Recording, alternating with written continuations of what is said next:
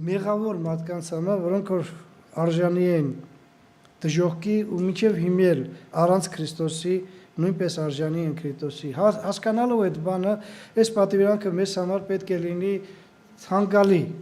հապագելի, որովհետև դեռ մենք լավ գիտենք, որ մինչև մեր Տեր Հիսուս Քրիստոսի մահանալը ինքը այնտեղ վերնատանը մահվանից առաջ այս բանի մասին խոսած մենք տարին մի անգամ հիշում ենք այդ իրադարձությունը, ինչ որ կատարվեց 2000 տարի առաջ վերնատան մեջ, երբ որ Տերը զատիկը, հրեական զատիկը փոխեց ու մեզ ներկայացրեց այս կարևոր գործողությունը, որը հետո ինքը արդեն հարություն մեռած, հարություն առած եւ համբարձված ինքը հայտնվեց Պողոս Արաքյալին եւ Պողոս Արաքյալի միջոցով մեզ հնարավորություն տվեց, որ մենք կարողանանք հասկանանք, որ սա պետք է մեր կյանքի մեջ անել, որովհետև սա մեզ համար է կատարվել, սա ուրիշների համար չի կատարվել, սա մեր համար է կատարվել, ու դուք ես մի տեղ եմ ուզում կարդալ ուղղակի հիշեցնելով, որ յուրաքանչյուր հավատացյալ, ով էլ որ ընդունում է Տիրոջը ինչպես իր անձնական փրկիչ, ապաշխարելով, հետո մկրտությունով, ոնց որ ասում են, այն կնիքը դնում է իր հավատքի վրա, ինքը պետք է կատարի այս գործողությունը։ Հովանու 6-րդ գլխի 54 համարում բոլորը շատ լավ գիտենք այս համարը, այսպես է ասում մեր Տեր Հիսուս Քրիստոսը։ Իոաննա 6 глава 54 стих։ Հիսուսն նրանց ասեց. Ճշմարիտ ասում եմ ձեզ, եթե մարդի որդու մարմինը չուտեք եւ նրա արյունը չխմեք, կյանք չունեք ձեր անձերում։ Պարզ է ինչ կյանքի մասին է խոսքը, սա մեր ֆիզիկական կյանքի մասին չի, հավիտենական կյանքի մասին է։ Մենք պետք է հասկանանք, որ մենք բաժին չունենք երկնքի արքայության մեջ, եթե այս բանը չկատարենք։ Բայց մի ուրիշ բան է կա, որ նույնպես մեզ մի քիչ սթափեցնելու վիճակ է դարձնում, երբ որ Պողոս Արաքյալը արդեն Կորինթացոց թղթի մեջ ինքը իհարկե ներկայացնում է այս վիճակը, որ Տերն է իրան տվել այս վիճակի համար խոսալը, որ ասել է, որ հայտնվեց ու ասեց, որ պետք է անենք, բայց Պողոս Արաքյալը զգուշացնում է, որ այս հաղորդության սեղանի ծառայությունը մարդը պետք է լուրջ մոտիկանա, սա նորից եմ ասում, իմիջիալոց մոտիկանալը սա շատ վտանգավոր բան է, եւ որպեսզի մենք ավելի խորը հասկանանք, որ ինչ է նշանակում այս սեղանի բարիքները, Պողոս Արաքյալը այսպես է ներկայացնում մեզի Առաջի Կորինթացոց 11-րդ գլխի 27-29 համարներն եմ կարդալու։ Խնդրում եմ ուշադիր լսեցեք։ Первое Коринфянам 11 глава 27-29 стихи։ Ուրեմն, ով որ այս հացը ուտե կամ տիրոջ բաժակը խմե անարժանությամբ, նա պարտական կլինի տիրոջ մարմնին ու արյունին։ Ուրեմն թող մարդը փորձե իր անձը եւ այն հացիցը ուտե եւ այն բաժակիցը խմե, որովհետեւ անարժանությամբ ուտողը եւ խմողը իր անձի համար դատաստան է ուտում եւ խմում, որ չի որոշում տիրոջ մարմինը։ Այս զգուշացումը մեզ հնարավորություն է տրվում, որ մենք հասկանանք, որ այս սեղանի բարիքները ուղղակի հաց ու գինի չի, հաց ու բաժակի պարունակություն չի։ Սա լուրջ բան է, որին լուրջ պետք է մոտիկանալ։ Ովքեր են այդ անարժանները։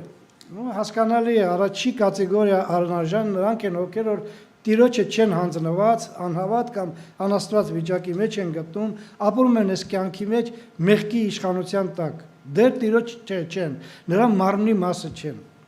Երկրորդ կատեգորիա, եթե առաջի կատեգորիան է, երկրորդ կատեգորիա մարդիկ նրանք են, ովքեր որ ժամանակին հանձնվել են Տիրոջը, բայց այս կամ այն հարցի պատճառով իրանք նկատողության տակ են գտնում կամ եկեղեցու անդամությունից զրկված են։ Էսի երկրորդ կատեգորիա։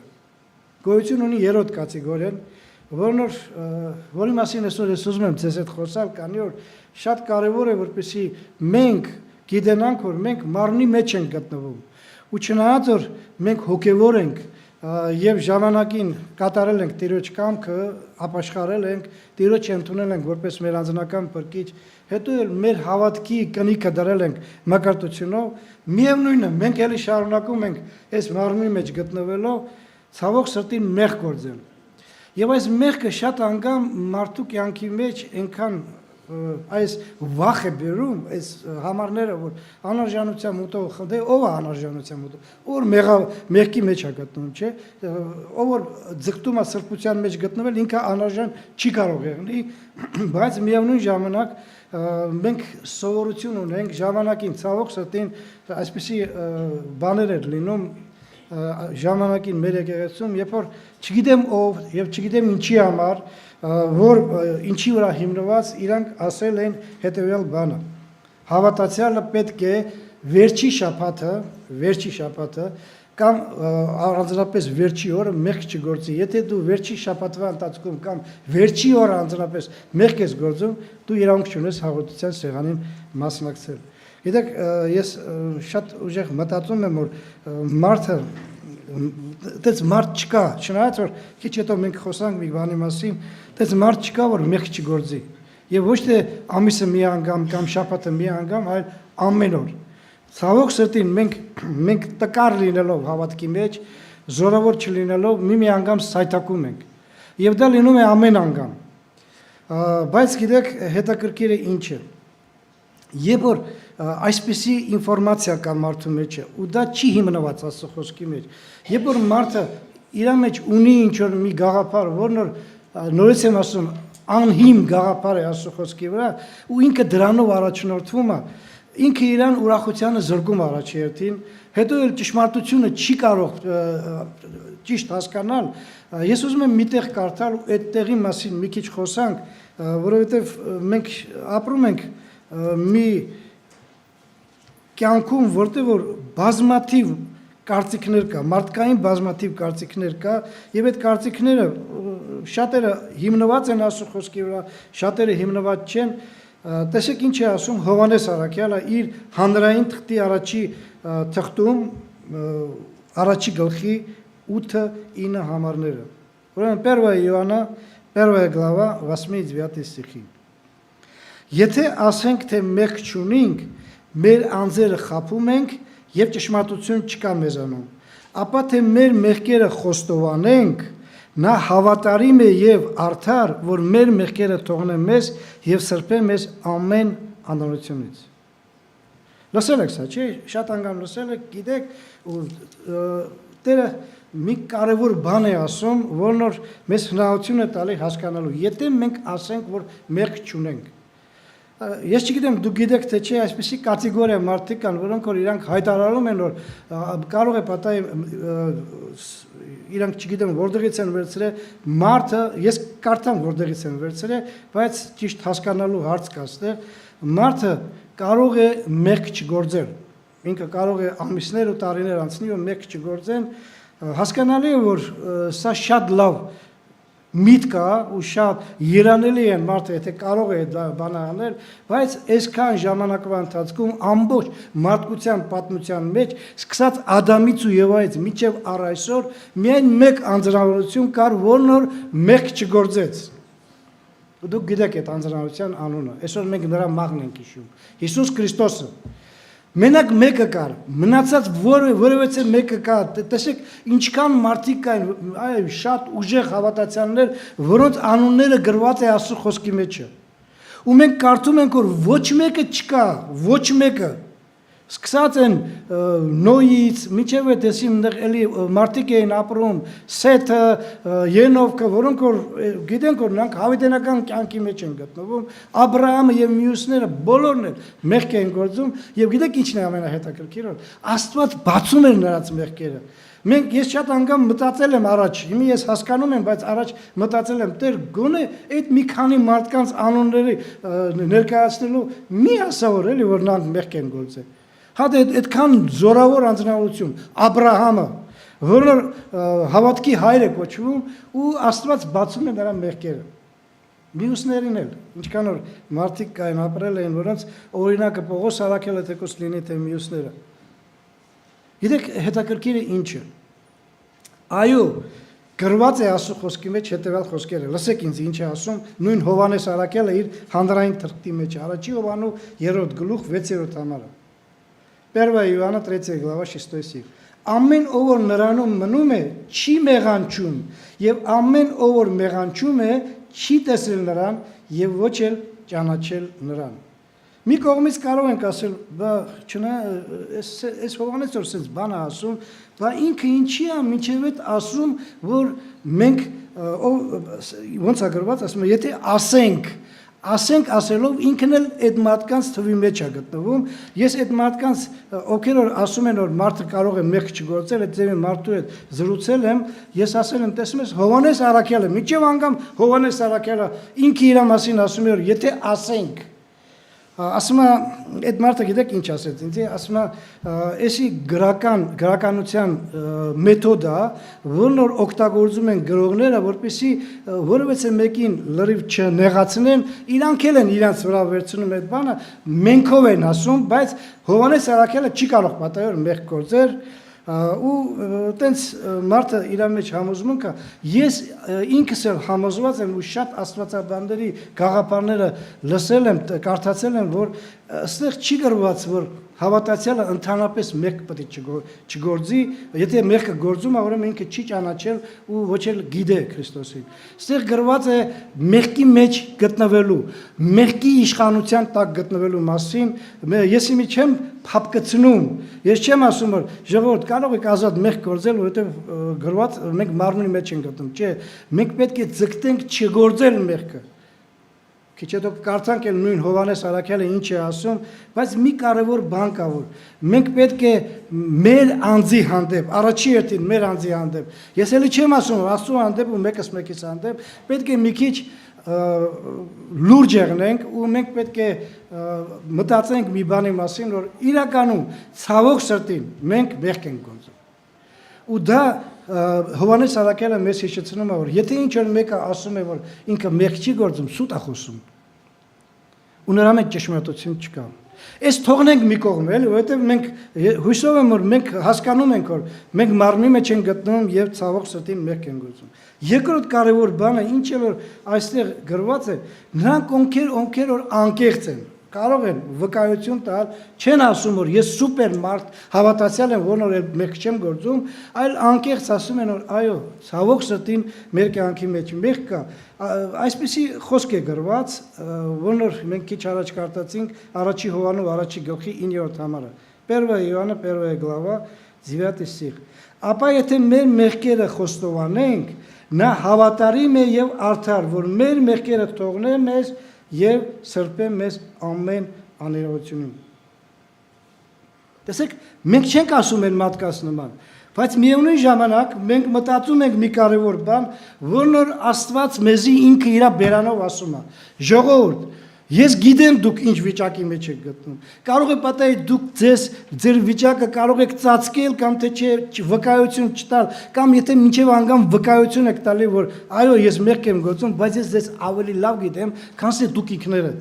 Դրա համար ես գիտենալով ձեզի, ես ուզում եմ որպեսզի դուք հասկանաք իրականում ինչ է նշանակում մեղքը ու ինչ է նշանակում մեղքից դուրս գալու միջոցը։ Ես պատրաստ եմ ձեզի ներելու։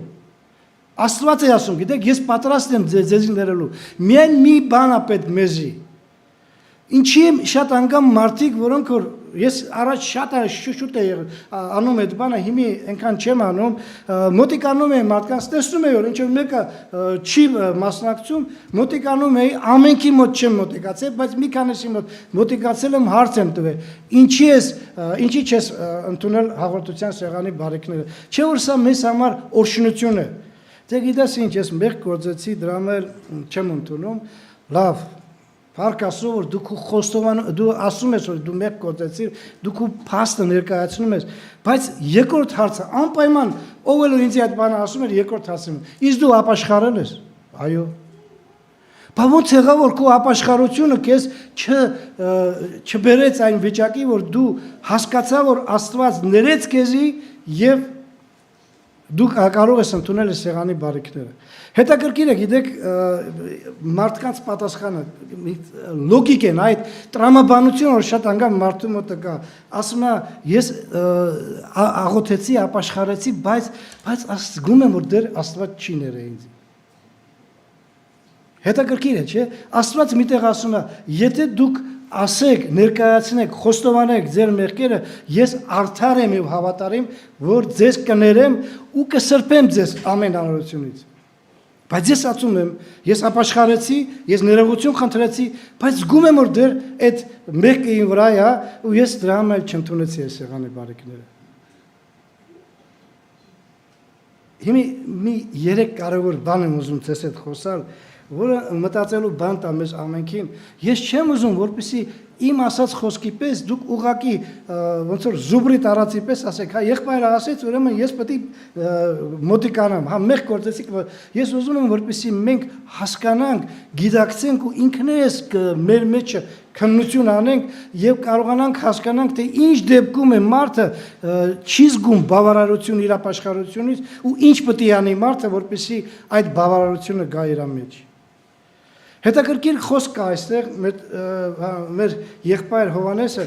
ասում է, որ եթե մեր մեղքերը խոստովանենք, գիտեք, խոստովանությունը, մեղքի խոստովանություն ուղղակի մեղքի ներկայացում չի։ Շատ անգամ մենք կարծում ենք, որ երբ որ մենք ասում ենք, որ մենք մեղք գործեցինք, մենք ներկայացնում ենք մեր մեղքը։ Բայց Աստված խոմ գիտե, որ մենք մեղք գործեցինք, չէ՞։ Միջև այդ խոմ գիտե, մենք խոմ կարող ենք ուղղակի ներողություն խնդրել Աստծուն։ Բայց դուք լավ գիտեք, որ ապաշխարությունը միայն ներողությունով չի։ Միջև ներողությունը մարդը պետք է խոստովանի ու ինքը պետք է զգա այդ մեղքի ծանրությունը։ Մի հատ օրինակ եմ ուզում բերել, որ դա շատ կարևոր է խոստովանության հարցի մեջ։ Դուք գիտեք, մենք ունենք մի եղբայր հին ուխտումը, որի անունը Դավիթ էր։ Ու այդ Դավիթ եղբայրը, մեր եղբայրը, հոգևոր եղբայրը, չնայած թագավոր էր, չնայած շատ լավ մարդ էր, չնայած Աստծո վկայությունով, Աստծո սրտին մոտիկ մարդ էր, ինքը ցավոք սրտին մեղքեր էր գործում։ Ու 32 Սաղմոսը ու 51-րդ Սաղմոսը, ռուսերեն 31 ու 50, այնտեղ գրված է Դավիթի մեղքի համար ապաշխարությունը։ Այդ երկու սաղմոսները ապաշխարության սաղմոս են։ Ու նայեք այդ 32 սաղմոսում ինչպես է Դավիթը ներկայացնում իր ապաշխարությունը։ Ուրեմն Սաղմոս 32 5-րդ համարն եմ կարդում։ Պսալոմ 31-5 ստիղ։ Ես մեղքս հայտնեցի քեզ եւ անօրությունս ծածկեցի։ Ասեցի անօրությունս խոստովանեմ իմ Տիրոջը եւ դու թողեցիր իմ մեղքի անօրությունը։ Ու սելա է գրված, գիտեք, հայկական, մենակ հայկական բանի մեջ է գրված, սելա այստեղ չկա գրված, չգիտեմ ինչի չի, ես երևի սելա ինչ է նշանակում։ Երբ որ մարդը ինչ որ մի բան ասում է, իր ասածի համար պետք է մտածելու բան տա, պաուզա։ Գիտեք, ռուսական խոսք կա այդ բան, մի բան ասեցի, ես սկսում եմ մտածել իմ ասած խոսքի վրա։ Ես մի հատ ուզում եմ մի հարց տալ, որ շատ կարևոր է ամեն մեկիս համար, ոնց է կարծում, Դավիթը չէր հասկանում, որ ինքը մեղք է գործել։ Օրենք գիտեցող մարդը, որն հասկանում էր, որ Աստծո խոսքի մեջ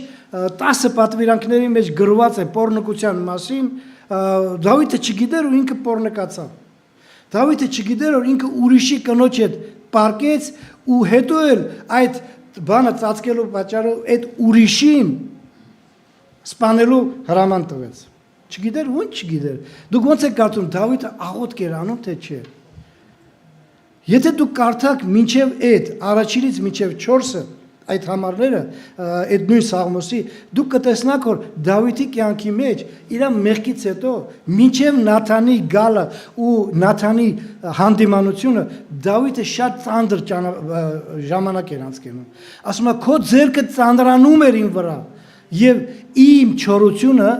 իմ թաթությունը համարված չորություն դարձավ։ Պատկերացրեք, ամեն օր Դավիթը արթնանում էր, ինչ որ մի բան կա իր մեջ։ Ինքը գիտեր էդի ինչա, գիտեք, ինքը գիտեր որ ինքը մեղք կա գործել ու այդ մեղքի հետևանքն է այդ ծանրությունը, բայց հակառակվում էր։ Երևի ասում էր, Տեր, հա, ես հասկանում եմ, որ մեղք եմ գործել, բայց ու այստեղ բայց խոսքը շատ անգամ նո, ռուսերեն ասում են, չէ՞, բայց դու գիտես, որ ես երիտասարդ եմ, հետո շատ անգամ երբ որ մենք ինչ-որ մեղք ենք գործում, մենք ձգտում ենք մեր մեղքը ուրիշի վրա գցել։ չէ, ասում այն նա էր մեղավորը։ Եթե ես նա ասեն չաներ, ես ինչա գիշեի որ ինչ որ մի բան անեի, բայց ինքը ինձի դուրս բերեց այդ ապերից։ Դավիթը կարող էր ասել, ես ինձ համար իմ պատշգամբում, իմ բալկոնի մեջ ասենց ասենք էլի, ման էի գալի, իրանք չունեմ իմ տան մեջը ման գալու։ Այն կնիկը, որն որ գիտեր թե ես իմ պատուհանները նայում են իրաց բանի մեջ, ինչի էր տկլոր լողանում, ներողություն, ինչի էր բացի-բաց լողանում տկլոր։ Ինքը չգիտեր ու ես կարող էի տեսնալ։ Այն կնիկն է մեղավորը։ Բայց երբ որ Նաթանը եկավ ու նրան հանդիմանեց, որ Աստծու անունով, ինքը չսկսեց արդարանալ։ Ինքը կարող է մինչև այդ արդարանում էր, ինքը իրան հանգստացնում էր, չէր ստացում։ Այդ Աստծու ձեռքը ծանրանում էր։ Բայց երբ որ Նաթանը եկավ ու հանդիմանեց, ինքը հասկացավ, որ ինքը պետք է անպայման խոստովանի։ Ինքը պետք է ներկայացնի իր այդ ապրումները ու կարողանա թեթևանալ։ Ու նայեք հետաքրքիր ինչ է ասում, ես որոշեցի իմ անորությունս ներկայացնել քեզ ու հանգստություն։ Ու հանգստություն։ Դավիթը, երբ որ դեր երեխեն սաղ էր, դարդ էր անում, ցավ էր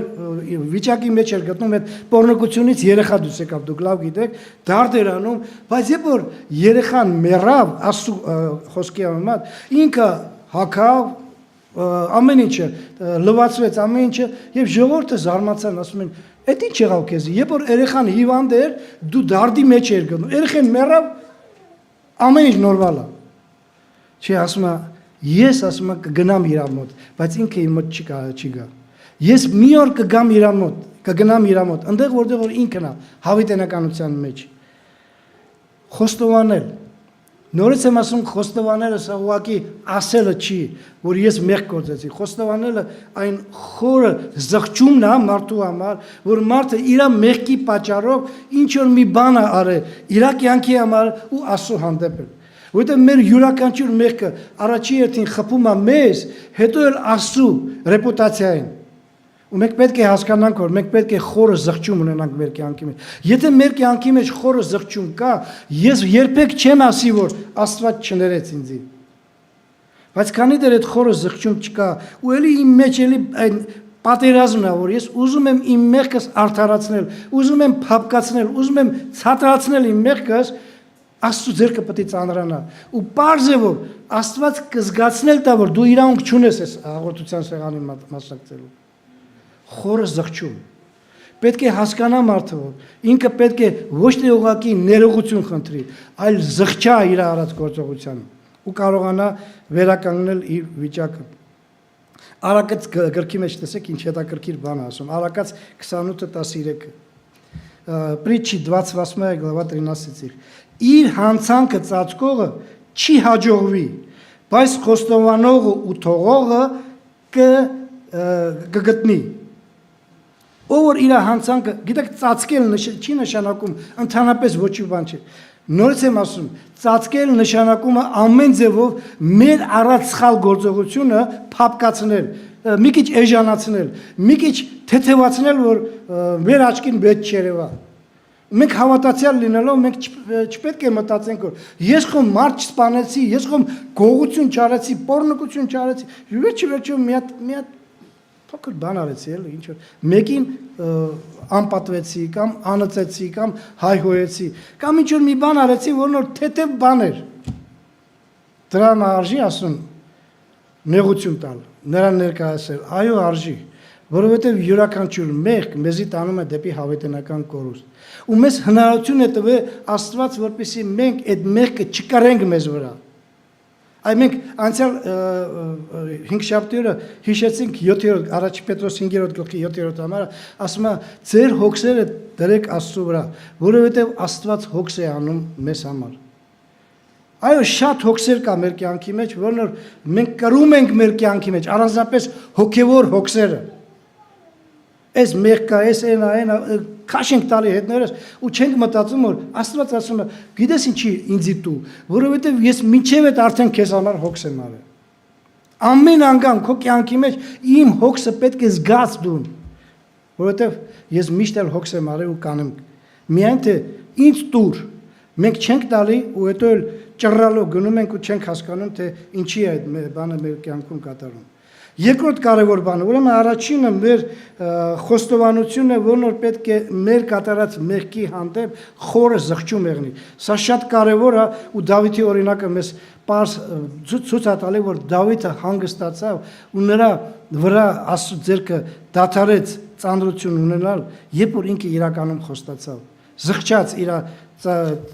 սխալ գործողության համար։ Ու շատ անգամ մենք զղջում ենք ոչ թե դրա համար, որ մենք ինքներս ենք զգում այդ բանը, այլ ինչպես Նաթանը եկավ Դավիթին, մեզ էլ գալիս են մատով թափ են տալի ու վերջի մենք հասկանում ենք, որ մենք մեղանչեցինք ու դրա զղջման կարիք ունենք։ Երկրորդ կարևոր բանը, Աստված ինքը ասեց, որ ես կներեմ։ Հետաքրքիր է, չէ՞, դուք գիտեք, որ հավատքը սա ուղղակի Աստծո ներկայության հավատալը չի, Աստծո գոյության հավատալը չի։ Դա մենք առաջ ենք այդ վիճակի մեջ, որ եթե մեկը ասեց, որ դու հավատում ես, որ Աստված կա, այո, հավատում եմ, մեռնեմ Աստծո զորությանը։ Այսօր մենք գիտենք, որ հավատքի ամենագլխավոր կոմպոնենտը, ոնց որ ասում են,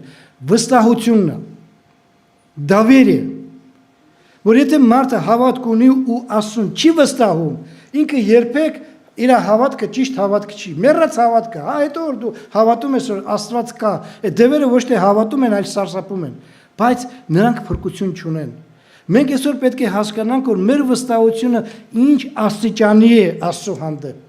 Ես մի հատ ուրիշ օրինակ բերեմ, որպեսզի մենք կարողանանք հասկանանք իրականությունը։ Առաջի Հովհաննու 5-րդ գլխի մեջ եմ կարդում, տեսեք ինչ է ասում 11-13 համարները։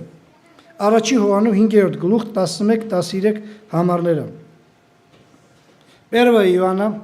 5 глава, 11-13 стихи։ Եվ սա է վկայությունը, որ Աստված հավիտենական կյանք տվավ մեզ, եւ այս կյանքը նրա որդու մեջ է։ Ով որ որդին ունի, ուշադիր լսեցեք, նա կյանք ունի, չի ասում կունենա։ Եվ ով որ որդուն չունի, կյանք չունի։ Այս բաները գրեցի Աստծո որդու անունին հավատացյալներին, որ գիտենաք, թե հավիտենական կյանք ունեք։ Հասկանում եք այս վստահությունը ինչու՞մն է կայանում։ Երբ որ Աստված ինձ ասում է, որ եթե ես կամ քո կյանքի մեջ որպես անձնական փրկիչ, դու արդեն ունես հավիտենական կյանք։ Դու դեռ երկնքում չես։ Դու ելի կարող է ինչ որ ժամանակ անցնի, որ դու գնաս դեպի երկինքը, մինչև երկինք հասնելը քեզի կարող է տարիներ տևի։ Ինչպես մենք գիտենք, որ մեր եկեղեցում կան մարդիկ, ովքեր որ փոքր ժամանակից եկեղեցում են, այսօր կարող է պատահի իրանք արդեն մեծահասակներ են, տարիներ, ոչ թե տասնյակ տարիներ, այլ մի քանի տասնյակ ու ավել։ Ես ինքս 32 տարի արդեն։ Բայց եթե ես այսօր ապրում եմ այս կյանքի մեջ ու իմ վստահությունը այս խոսքի վրա չի, ես խոստովանում եմ, որ Հիսուսը իմ անձնական փրկիչն է։ Դուք շատ եք լսել երևի այդ բանի մասին, բայց ես կասկածում եմ։ Ես ինչ գիտեմ, ապա գնամ այնտեղ, դեռ կյանք կա։ Ես չգիտեմ, կարող է այսօրով այդ իմ կյանքս դադարի, բայց մինչև այսօր գնալս ես դեռ համոզված չեմ, որ ես երկնքում պետք է հավիտենական ապրեմ։ Ինչ է նշանակում, որ այս խոսքը, որն Աստված իր առաքյալի միջոցով գրեց, սա ինձ համար դատարկ խոսքեր են։ Ես խոստովանում եմ, որ Հիսուսը իմն է, իմ փրկիչն է, բայց միևնույն ժամանակ կասկածում եմ իմ փրկության մասին։ Հասկանում եք ինչի համար եմ ասում։ Ես հիմի տեղափոխեցի ուրիշի բանը, ուրիշ հարցի մեջ, բայց այստեղ էլի վստահության հարց կա, երբ որ Աստված ասեց մեզի, որ եթե դու խոստովանես, ես հավատարիմ եմ, որ քո մեղքերը թողնեմ։ Արդար եւ հավատարիմ եմ ես, որ մեղքերը թողնեմ։ Ով Աստված, բայց ես ներողություն խնդրեմ, դու կթողնես, գիտես ես ինչ արեցի։ Ինչ որ ուզում ես արա։ Եթե դու դա այդ մեղքի մեջ ես գտնում ու պաստայանի այդ մեղքի մեջ ես գտնում, քեզ մտածելու բան է պետք։ Որ դու տենց կյանքով ապրելով հավիտենական կյանք շրջանցի։ Բայց եթե դու քո տկարության պատճառով ինչ որ մի բան արեցիր, քո պատկերացումով ինչ չափի մեղք լինի, Աստված ասում է՝ խոստովանի, եւ ես կներեմ քեզ ամեն։ Ես հավատարիմ եմ ու արդար ու ես կներեմ քեզ։ Չգիտեմ Աստված, դու հավատարիմ ես, արդար ես, բայց ես խոստովանեցի ու չզգացի այդ ներողության բանը, ներելու վիճակը չզգացի։ Ինչի չզգացի։ Այ հենց առաջի պունկտը դրանում էր։ Իմ զղջանքը, խորը զղջանքը չկար իմ մեղ կատարելու համար։ Ես ուղղակի ներողություն խնդրեցի Աստծուն։ Դե Աստված էլ չզգացրեց ինձ, որ ինքը ներել է ինձ։ Բայց եթե իմ կյանքի մեջ խորը զղջում կա իմ կատարած սխալ գործողությանով, Աստված կների ու ինձ կսրբի, կմաքրի։ Դա երրորդ կարևոր բանը, ինչ որ այստեղ մենք կարդում ենք իմ սիրելիներ, որ առաջի Հովանի մեջ գրված է, եւ կսրբե ձեզ ամեն անարությունից։ Աստված կարող է սրբել մեզի։ Ըստեղ ովքեր արդեն ընդունել են Աստծուն, կարող են ասել այո եւ ամին։ Գիտեք ինչի համար, որովհետեւ մի ժամանակ, երբ որ մենք անարության մեջ էինք ապրում եւ եկանք Աստծու մոտ ու ապաշխարեցինք Աստծու առաջ, Աստված ներեց մեզի, որովհետեւ մենք ապաշխարեցինք։ Իմ սիրելիները, եթե Աստված այն ժամանակ, երբ որ մենք անարության մեջ էինք գտնում, ապաշխարեցինք ու Աստված ներեց մեզի ու մենք կարող ենք խոստովանել։ Այսօր ինչ ա եղել, որ երբ որ մենք ինչ որ սխալ գործեցինք ու ներողություն ենք խնդրում ու Աստված չի բավարարում մեզի, չի հնարավորություն տալի, որ մենք զգանք այդ իր ձեռքի ծանրության թեթևությունը։ Էլի շարունակում է Աստծո ձեռքը մեզ վրա մնալ։ Ինչն է պատճառը։ Չէ որ Աստված ասեց, ես հավատարիմ եմ ու արդար, ու ես ձեզ կսրբեմ ամեն անօրությունից։ Ինչ ձևի անօրությունը լեղնի։ Այնքան մարդիկ կան, որ հավատացյալ մարդիկ կան, ոչ թե ինչ որ մեկին անացեցին ուղղակի։ Եղել է որ նրանք մարդ են սպանել, գողություն են արել, իրանց տկարության պատճառով, պոռնկացել են ինչ որ մեկի հետ։ Բայց Աստված ներել է, գիտեք, ու այնքան խոստովանություն կա, որ հավատքի ժամանակ այդ բանը կատարվել է։ Ու եթե ես այսօր գալիս եմ Աստծո առաջ, ինչ որ մի թեթև բանի համար, ես ոչ մի անգամ մեղքը չեմ թեթևացնում։ Յուրաքանչյուր մեղք մարդուն տանում է դեպի հավիտենական կորուստ, եթե այն չի ապաշխարված, չի զղջացած, բայց միևնույն ժամանակ մենք մտածում ենք, երբ որ ես գալիս եմ Աստծո մոտ, ու Աստված ասում է, ես կներեմ ու կսրբեմ քեզի։ Ու իմ մեջ չկա այդ զգացողությունը։ Սա չի նշանակում, որ երբ որ մենք ապրում ենք այս կյանքի մեջ ու մենք արդեն ունենք արդարացում մեր կատարած սխալ գործողության մեջ, դե այս մարմնի մեջ ենք գտնում։ Իսկ դու գիտեք, որ մարմինը մեղքի բուն է, ոնց որ ասում են, էլի։ Այս մարմնի մեջ հա մեղքը կա ու մեզ ձգում է, դա չի նշանակում, որ մենք պետք է մեղք գործենք, հետո գնանք ապաշխարենք, թեկուզ զղջանք էլի նույնիսկ գնանք մեղք գործենք ու այդտենց էլի դե արդարանալ բան կա։ Նույն Հովհաննես Առաքյալը մենք այսօր շատ ենք պատուտ գալի այս առաջի Հովանու թղթի մեջ, տեսեք ինչ է ասում երկրորդ գլխի առաջի համարում։ Խնդրում եմ ուշադիր լսեցեք։ Первая Иоанна 2 глава 1 стихи։ Իմ որդակներ, սա գրում եմ ձեզ, ինչի է գրում ես թուղթը, գիտեք, որ չմեղանչեք։ Եվ եթե մեկը մեղանչե, բարեխոս ունենք հոր մոտ, Հիսուս Քրիստոս արդարին։ Եվ նա քավություն է մեր մեղքերի համար, եւ ոչ միայն մերնիայի, բայց բոլոր աշխարհի է։ Հովհաննես Առաքյալը, երբ որ այս թուղթը գրում էր, ինքը նպատակ ուներ մարդկանց ներկայացնել մի կարևոր ճշմարտություն։ Մենք իրավունք չունենք մեղք գործելու։ Ես սա գրում եմ, որ դուք չմեղանչեք։ Դուք իրավունք չունեք, դուք չարդարանաք ձեր մեղքերի համար։ Բայց եթե հանգարց, սա նշանակում է, որ ես մեղքի մեջ չեմ գտնվում, իմ վրա մեղքը չի իշխում, բայց եթե հանգարց, ինչ որ մի բան եղավ, մենք խոմ գիտենք, որ Հիսուսը երբ որ համբարձվեց երկինքը, ուր գնաց դիվանի վրա պարկելու, հանգստանալու իր արած գործողության համար, չէ, մինչև առ այսօր ինքը քրտնաջան աշխատում է իմ ու քո պատճառով։ Որ մեր մեղքերը, որոնք մենք կատարում ենք մեր կյանքի մեջ, արդեն հավատացյալ լինելով, մեր մեղքերը մեզ չտանի դժոխք։ Ասում է, բարեխոս ունենք վերևը, երկնքում, դուք գիտեք, որ բարեխոս ունենք։ Նա ամեն անգամ, երբ որ հոր Աստծո ձեռքը բարձրանում է մարդուն պատժելու համար, կապ չունի դու հավատացել ես թե անհավատ։ Տերը հենց դրա համար է աչքոմը իր հոր աչքոմը, որ մեզ օգնի, որ մենք կարողանանք Տիրոջ պատիժը չկրենք։ Ձերքը բարձրանում է, բայց Հիսուս ասում է, իմն է, ձեր միտու, հայր։ Ու հայրը այնքան հարգանք ունի իր որդու հանդեպ, որ ինքը լսում է իր որդուն։ Բարեխոսությունը հենց դրանումն է կայանում, որ մենք ունենք բարեխոս երկնքում ու ինքը մեզ համար հնարավորություն է տալի այդ բանը անելու։ Նայեք, նորից եմ ասում, երբ որ մենք անօրության մեջ ենք գտնում, աշխարհում ապրում ենք մեղքի իշխանության տակ, եկանք Աստծուն Ներողություն խնդրեցինք, Աստված ներեց մեզի։ Էլ ավելի, երբ որ մենք արդեն Աստծո զավակ ենք, սիրելիներ, մենք ունենք Հայր, որն որ մեզ գիտե մեզանից ավելի լավ։ Ամենացավը գիտեք ինչ է, որ շատ հավատացյալներ չեն հասկանում, որ Հայրը մեր մասին ամեն ինչ գիտե։ Ավելի կասեմ, մեզանից ավելի լավ գիտե մեր, որովհետև ես չգիտեմ քիչ հետո ինչ կեղնի ինձ հետ, բայց Հայրը արդեն գիտե։ Ես չգիտեմ, կարող եմ մի քանի րոպե հետո, մի քանի ժամ հետո ես էլ մի անգամ մեղանչեմ։ Հայրը արդեն գիտե։ Բայց նայեք, հետաքրքիր մի տեղ եմ ուզում կարդալ ու դրանով կվերջացնենք, որովհետև մենք էլի ունենք էլի գործողություն, շատ երանելի գործողություն ու դրա մասին մտածելու բանը պետք մեր բոլորիս համար։ Եբրայեցուց 9-րդ գլխի 13-14 համարները։ Ընտրում եմ ուշադիր լսեցեք։ Евреям 9 глава 13-14 стихи։ Որովհետև եթե ցուլերի եւ նոխազների արյունը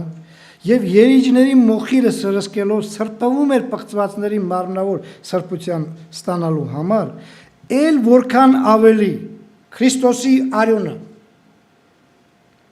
որ հավիտենական հոգով իր անձը անարատ պատարակ մատուցած ասում, ձեր խշտմտանքը կսրբե այն մեռած գործերից, որ կենթանի ասում պաշտենք։ Իմ սիրելիներ, մենք պաշտամունքի մեջ ենք գտնվում, մենք պաշտում ենք Աստծուն ու այսօր այս րոպեին մենք պաշտամունքի մեջ ենք գտնվում։ Լսելով Աստծո խոսքը, երգելով, փառավորելով Աստծուն, աղոթքներ անելով, ամեն ինչ որ անում ենք, սա աստվածային պաշտամունք է։ Մենք պաշտում ենք Աստծուն։ Ու երբ որ այս հաղորդության սեղանի բարիքները պետք է ընդունենք, նույնպես պաշտամունք է։ Այս սրանով մենք փառավորում ենք Աստծուն։ Գրված է, չէ, ասում է, երբ որ այս բանը ուտեք ու խմեք, այս հացն ու գինին, դուք բանը Տիրոջ մահը պատմեցեք միջև որ կգա։ Ես հիշում եք շատ անգամ ասեցի, որ հայկական Արարատ թարգմանության մեջ, մյուս թարգմանության մեջ էլ այդպես գրված, մի քիչ թեթևացած է այս խոսքերը, պատմել։ Ռուսերենում ավելի լավ է, возвещайте։ Ես կարող եմ այ հայկական թարգմանել ռուսերենից հրճակել Աստծո խոսքը։ Երբ որ ինչ-որ մի բան եք ուզում ասել, դուք չեք ասում ուղղակի հանգիստ, երբ որ մեծ իրադարձություն է կատարել, չեք գնում ասում, դե էլի եղավ, էլի չէ։ Դուք գնում եք ու ուզում եք գոռալ, ուզում եք ասել, ժողովուրդ, իմ կյանքի մեջ այս բանը ա եղել։ Բայց էսի ամենամեծ բանն է, ինչ որ կատարվել է ամբողջ մարդկության մեջ, երբ որ Աստված 6000 տարի առաջ ինքը խոստացավ, որ պետք է գա մեկը, որ ազատի ձեզի ձեր մեղքերից ու 2000 տարի առաջ Աստված իր խոսքը կատարեց։ Եկավ այդ մեկը, որն որ մեր տեղը մեռնելով մեզ հավիտենական կյանքի հնարավորություն տվեց։ Ու մենք այսօր կարող ենք ուղղակի առանց խղճի խայթի, առանց որևէ մի հանգիստ վիճակի մեջ գտնվելով, ասենք որ այսօր չեմ ընդունի, ինչ կեղնի։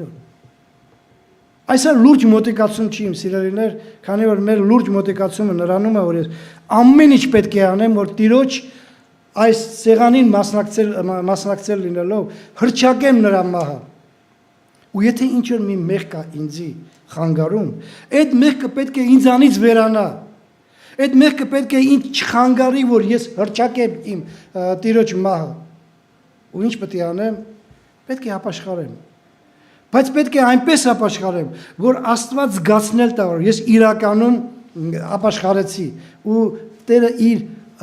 ինձ սրբե ամեն անօրությունից ու ինձ հնարավորություն տա, որ ես մոտիկանամ այս ուրախությանը եւ իմ քույր եղբայրների հետ ուրախություն վայելեմ այսօր եւ միշտ, քանի դեռ ժամանակը կա ու ես այս ֆիզիկական կյանքի մեջ եմ ապրում։ Մտածելու բան տանք Տերը մեզ, մտածելու բան, որ մենք կարողանանք, եթե ինչ-որ մեկը այսօր որոշել է, որ չպետք է մոտիկանա, ինչ-որ մի պատճառով, մտածեք դրա մասին։ Այս քարոզը քեզ համար է, քույր եղբայր, եթե դու այդ բանը որոշել, մտածելու բան դու, բայց նորից եմ ուզում կրկնել, շատ եմ խնդրում, դա չեղնի մենակ իմ ասած խոսքի համար։ Այ եղբայրը քարոզեց, հիմա ես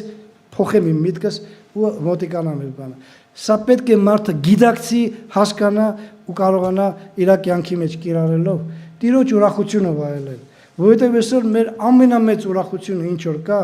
Ոչ մեր երեխեքն են, ոչ մեր ամուսինները, ոչ մեր ծնողները, նրանք մեր ուրախությունն են, բայց ամենամեծ ուրախությունը ինքը Տեր Հիսուս Քրիստոսն է, որն որ 2000 տարի առաջ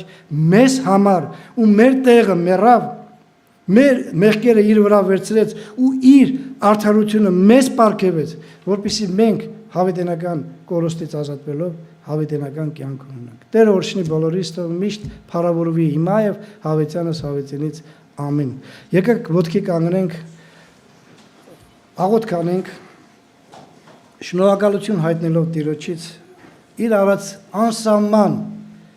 սխրանքի համար, այ որ չի կարելի մարդու բերանով ասել, թե այս ոնց ենք մենք շնորհակալ Տիրոջից, որ Տերը այսքան մեծ գործ կատարեց մեզ նման անարժաններին ու շարունակում է մեզ դաստիարակել, որպեսզի մենք այս ուրախությունը վայելենք, ոչ թե ուղղակի այս կյանքի մեջ, ամիսը մի անգամ հաղորդակցվելու Տիրոջ արյանի ու մարմնի հետ, այլ հավիտենական ուրախության մեջ լինենք։ Տերը թող մեզ օրհնի, աղոթք անենք։ Սիրելի Հայր, շնորհակալ ենք, որ դու քո առաքյալների միջոցով մեզ բացում ես այն ճշմարտությունը, որն որ մեզ հնարավորություն է տրվում, որպեսզի մենք մտածենք մեր կյանքի մասին։ Մենք քո զավակներ լինելով շատերս այստեղ, մենք ընդունելով քեզ որպես մեր անձնական փրկիչ, այսօր խնդիրներ ունենք մեր կյանքի մեջ, որն որ շատ անգամ չի հիմնված խոսքիդ վրա, այլ մարդկային կարծիքների վրա է հիմնված ու դա շատ վտանգավոր բան է, սիրելի Հայր, որ մենք մեզ զրկենք այն ուրախությունից, երբ որ այսօրը ու դրանից առաջ էլ ու հետո էլ եթե ինչքան դու կյանք ես տվել մեզի, մենք հնարավորություն ունենանք հռչակելու քո մահը, հնարավորություն ունենանք ներկայացնելու այն ուրախությունը, որն որ 2000 տարի առաջ կատարելով այդ գործողությունը ինձ ու իմ քույր եղբայրներին էլ է վերաբերում, որովհետև մենք հենց դրանով ենք փրկված, հենց քո արած մեծ սխրանքով ենք փրկված, որ դու 2000 տարի առաջ մեր մեղքերը վերցնելով քո վրա եւ քո արդարությունը տալով մեզի, մեզ հնարավորություն տվեցիր հավիտենական կյանքի հույս ունենալու։ Շնորհակալ ենք, սիրելի Հայր, ու խնդրում աղաչում ենք օգնես առաջնորդես, թող միշտ փառավորվի քո սուրբ եւ անարատ անձը, ամենակարող Հայր, այս ամենը խնդրում ենք քեզանից, մեր Տեր Հիսուս Քրիստոսի անունով։